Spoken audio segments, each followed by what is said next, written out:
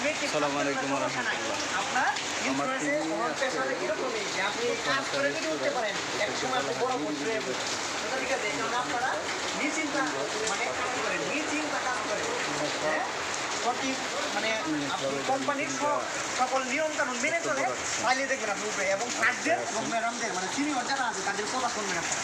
এই হলো মূল বিষয়, তাইলে উপরে ওঠা সম্ভব এবং ব্যবসা করতে। ধন্যবাদ মদিনা আপা, আপনার মনের বাস্তবগুলো শেয়ার করেন এবং কীভাবে ব্যবসাটা করছেন এই মাসে 1 লাখ প্লাস 6,000 টাকা কীভাবে করছেন এটা একটু শেয়ার করছেন।